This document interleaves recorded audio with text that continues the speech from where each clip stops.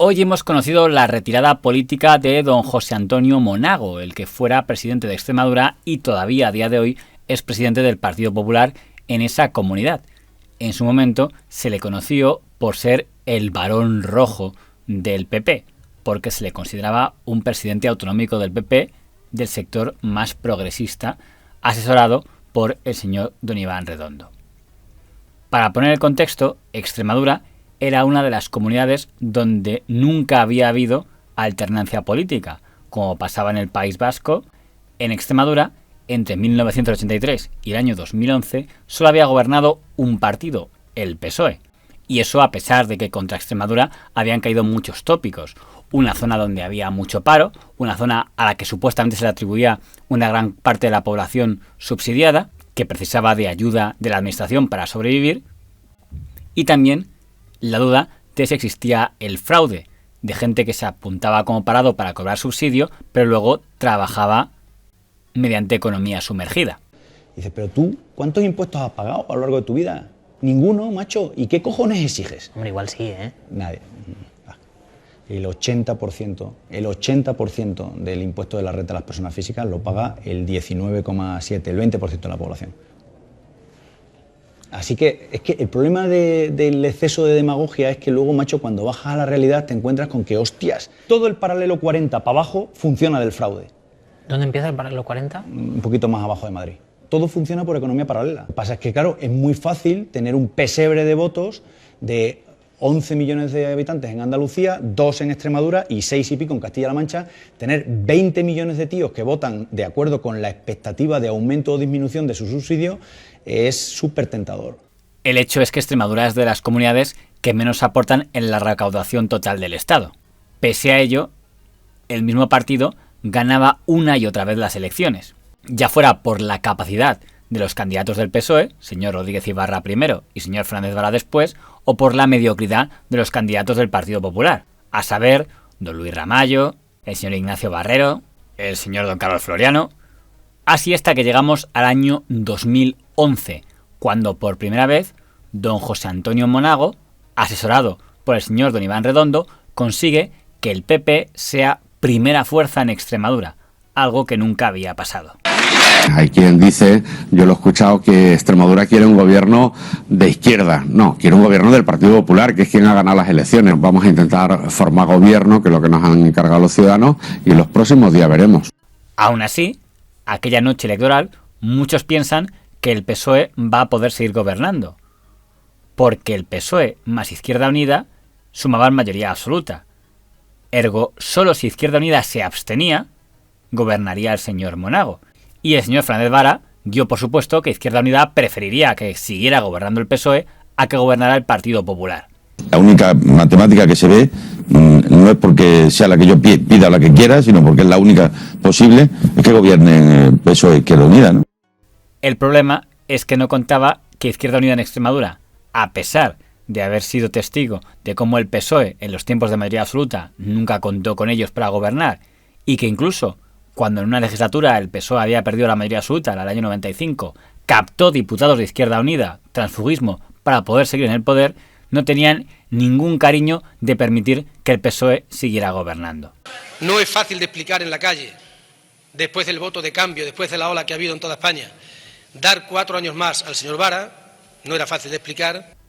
Y a pesar de que la Dirección Nacional de Izquierda Unida, encabezada por don Cayo Lara, exigió a Izquierda Unida de Extremadura que votara a favor del PSOE, una consulta interna de los militantes de Izquierda Unida en Extremadura se decantó a favor de la abstención, y abstenerse era lo mismo que permitir que gobernara el señor Monago.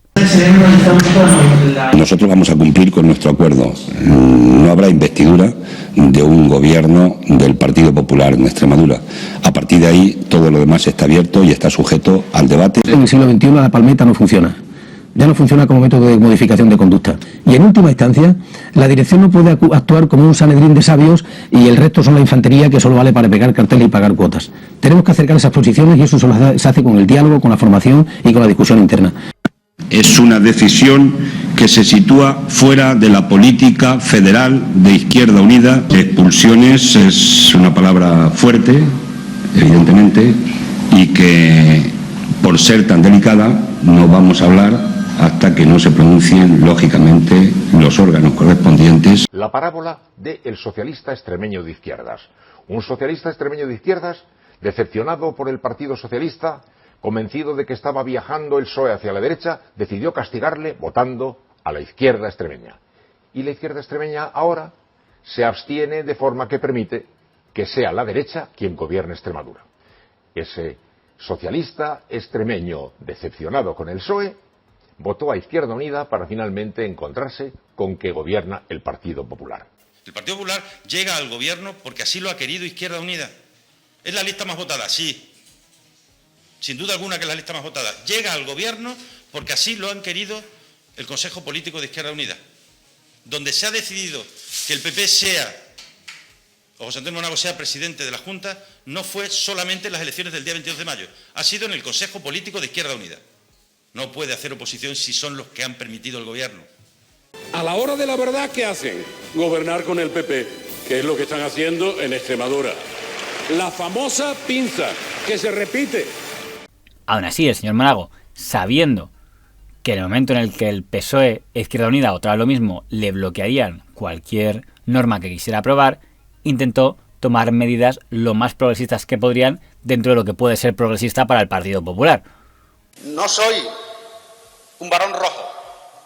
Además, en aquella época es cuando saltan los escándalos de corrupción de financiación ilegal del Partido Popular, el llamado caso Bárcenas, y don Carlos Floriano es uno de los primeros varones que sale a reclamar transparencia a sus jefes de Génova 13, encabezados por el señor Rajoy. Que creo que exige el momento, como no puede ser de otra manera, es mucha claridad y una respuesta que sea muy precisa en torno a una información que, insisto, es muy grave. Por desgracia, esa petición de transparencia se volverá en su contra cuando también se empiecen muchos a preguntar si él ha sido todo lo transparente que podría haber sido. Porque el diario Público.es, a través de doña Ana Pardo de Vera, que en ese momento acababa de abandonar su puesto de responsable de comunicación de políticos del PSOE para volver al periodismo como periodista de investigación en Público.es, saca que el señor Monago, cuando era senador, realizó una serie de viajes a Canarias pagados por el Grupo Popular del Senado. Viajes, según insinuaba la información, principalmente para visitar a la señora doña Olga Henao. Ana Pardo de Vera, ahí lo estamos viendo. Monago, presidente de Extremadura. En un tiempo pues muy corto, le salía casi un viaje por mes. ¿En cuánto tiempo? ¿En un año por ahí? En un año y medio, exactamente. 32 viajes a Canarias, pagados por todos. Avanzamos esta información que también vamos a contar, Ana Pardo de Vera. Muy bien. Cuéntanos, básicamente, ¿es dinero del que disponía como senador y se lo gastó en viajes en business, viajes a Canarias? Que, a ver, presupuesto que el Senado tiene para los viajes de los parlamentarios y de ese dinero disponen libremente, mucho menos al motivo de los mismos. Pero Ana, ¿por qué viajó tanto a Canarias? ¿Tenía algún asunto pendiente allí o algo que ver con el Senado? Sí, tenía asuntos privados, estamos en ello y... O sea, privados, nada que ver con el Senado. Nada que ver con el Senado. Pues he escuchado sus explicaciones, pero ahora conozcamos si hay más datos y sobre todo qué le parece todo esto a la periodista que sacó esta información a la luz. Está con nosotros esta noche Ana Pardo de Vera. Ana, buenas noches, bienvenida del diario Público.es. Gracias. Público.es asegura que no era el único, que también un diputado del PP por Aragón, el señor Muñoz Obón, también realizaba visitas a la señora doña Olga Henao con viajes pagados por el Grupo Popular. El señor Monago salió entonces en rueda de prensa a asegurar que todo era mentira y que Público.es le había difamado. Ya en condiciones de desmentir tajante y rotundamente con documentos oficiales, punto por punto, la información del diario Público y de la que se hicieron eco todos. La información publicada es falsa y no es mi palabra contra la suya, es la información certificada oficialmente frente a una mentira. Si esa es la forma de hacer política, en España el sistema político está corrupto. Y los medios tienen que ser los que pongan un poco de cabeza a todo esto. Un auténtico contrapoder. Si no nos quedan los medios de comunicación en nuestra democracia, ya no nos queda nada. Pero el Partido Popular actuó de una manera un tanto extraña, porque al diputado Muñoz Obón le hicieron dimitir. Pero en cambio al señor Monago le mantuvieron. Decisión libre y voluntaria por mi parte. Yo llevo 20 años al partido y lo último que quiero es que se perjudique la imagen y el nombre de mi partido.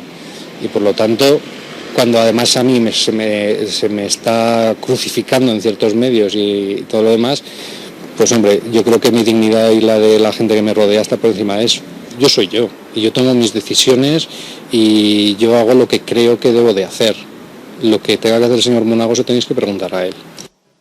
El argumento era porque, al margen de que hubieran visitado a la señora Henao, en el caso del señor Monago, además, sus visitas a Canarias tendrían que ver con su condición de coordinador de actos del Partido Popular en Canarias, mientras que se ve que el señor Muñoz Dobón no tenía otra excusa para hacer esos viajes. Yo era miembro del comité de dirección del Senado y tenía encargado, y está certificado, y se exhibió desde el primer momento, tareas también de colaboración con Canarias y con Andalucía. Y se exhibió desde el primer momento tareas también de colaboración con Canarias y con Andalucía.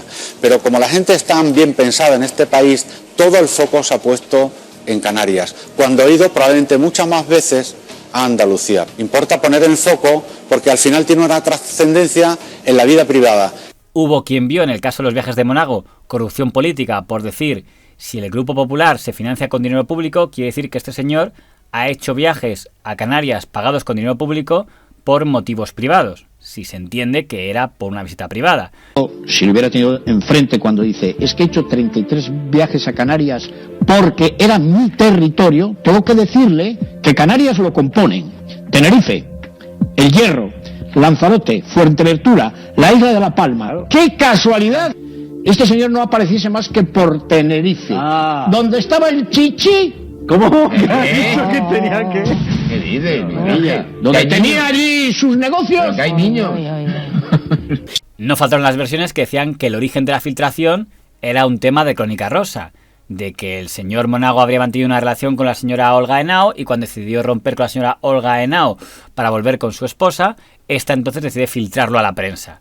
De ser así, esto explicaría por qué la propia señora Henao apareció en Mediaset poniendo a parir al señor Monago. Yo sé que hay viajes que se han pagado con su tarjeta y hay viajes que se han pagado con la tarjeta del Senado. Esto se hubiese solucionado muy fácil desde el principio, enfrentando las cosas, diciendo la verdad y diciendo las cosas como eran directamente. Yo creo que en esta vida, si vas con la verdad por delante, sale más rápido de los apuros. Todos somos capaces de mentir. Todos tenemos capacidad de mentir. Lo que pasa es que algunas veces con unos propósitos y otras veces con otros. Muchas veces intentamos hacerlo para arreglar algo y otras veces lo que terminamos es destruyéndolo todo.